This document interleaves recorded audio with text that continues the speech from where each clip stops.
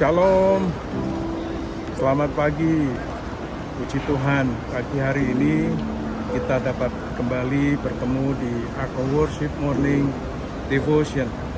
Pagi hari ini saya menyampaikan renungan dari Bandara Incheon. Saya ada di Bandara Incheon karena hari ini, siang ini, saya dan Bu Desi akan kembali ke Indonesia. Sebentar malam sudah ada di Indonesia karena kami menggunakan direct flight.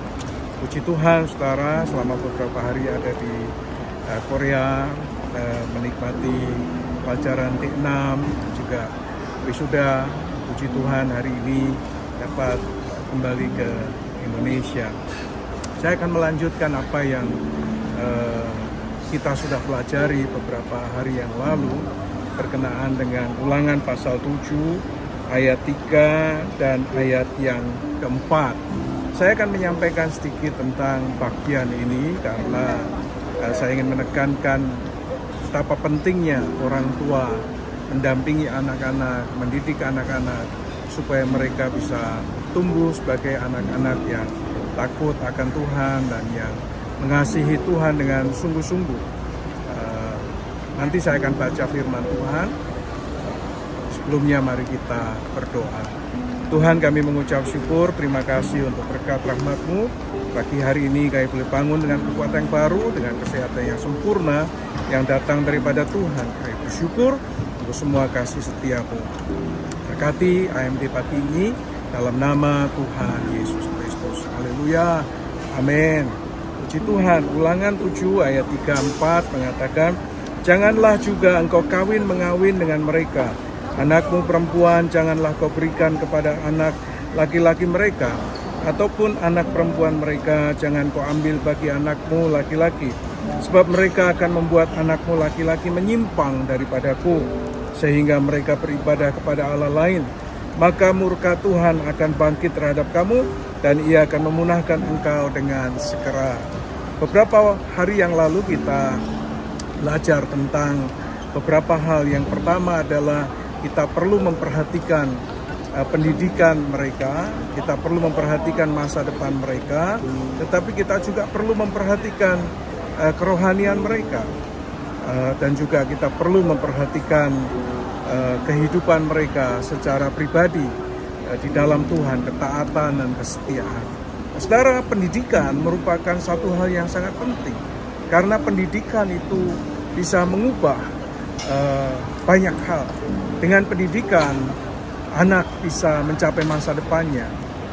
Dengan pendidikan juga, orang juga bisa mengubah nasibnya atau berubah nasibnya. Dengan pendidikan juga, orang bisa menjadi lebih maju dan memiliki kehidupan yang lebih baik secara ekonomi, makmur secara ekonomi, dan juga memiliki kehidupan yang tentu lebih baik, lebih sejahtera. Pendidikan itu bisa mengubah nasib, pendidikan bisa mengubah masa depan, pendidikan bisa mengubah kehidupan dalam sisi apapun juga. Pendidikan juga bisa mengubah status sosial kita. Tetapi bukan hanya itu. Pendidikan juga merupakan satu hal yang penting dalam gereja. Gereja yang mendidik anak-anak mudanya, gereja yang mendidik jemaatnya dengan baik, akan membuat jemaat juga memiliki kehidupan rohani yang kuat, yang tidak bisa diombang-ambingkan oleh angin pengajaran apapun juga. Pendidikan yang baik dalam sebuah gereja juga akan membuat anak-anak muda sekolah minggu tumbuh dengan kuat, dengan pengertian dan pemahaman kebenaran dengan baik di dalam Tuhan. Tapi lebih daripada itu adalah pendidikan adalah dasar bagi pertumbuhan kerohanian. Oleh karena itu, betapa pentingnya gereja mengajarkan pengajaran-pengajaran yang baik kepada jemaat Tuhan. Melalui apa? Saudara, pengajaran bisa disampaikan melalui khotbah, tapi juga pengajaran juga bisa disampaikan melalui home kita. Kita sudah punya home yang couple. Kita sudah punya home setiap hari Jumat. Kita sudah punya home teens yang sedang dikembangkan, sedang digarap oleh anak-anak muda di tengah-tengah kita. Kita perlu home sekolah minggu. kita juga perlu home di hari Minggu itu juga dikerjakan dengan lebih sungguh lagi, sehingga jemaat Tuhan dapat menghidupi firman dengan lebih baik lagi. Alkitab mengatakan, saudara, janganlah engkau mengawin dengan mereka.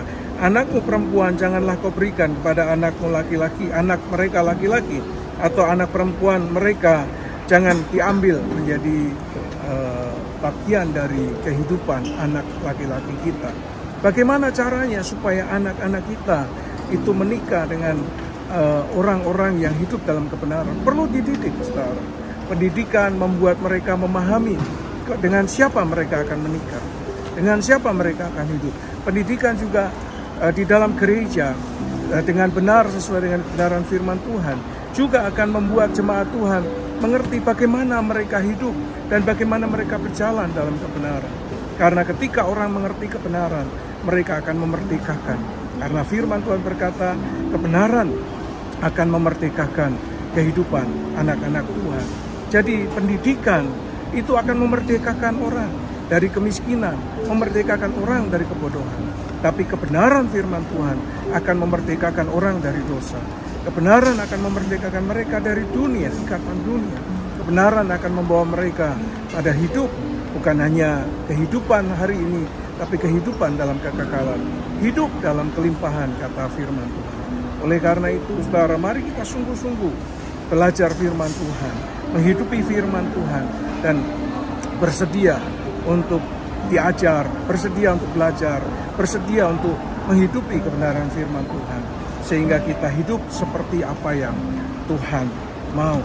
Bersyukur kita punya Alkitab, bersyukur kita punya hamba-hamba Tuhan yang mengajarkan kebenaran firman Tuhan. Saya berdoa kiranya melalui home kita, home yang couple, home hari Jumat, home hari Minggu, nanti home teens, home sekolah minggu, home yang lain akan membawa gereja kita akan mengalami terobosan, akan mengalami pertumbuhan dengan baik, dan memiliki jemaat-jemaat yang punya kualitas iman, kualitas rohani, kualitas teologi, kualitas firman yang dihidupi setiap saat dalam kehidupan mereka.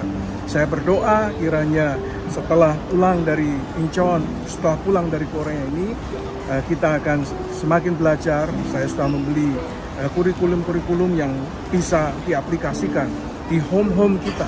Dan saya berdoa ini akan membawa kita untuk mengalami pertumbuhan.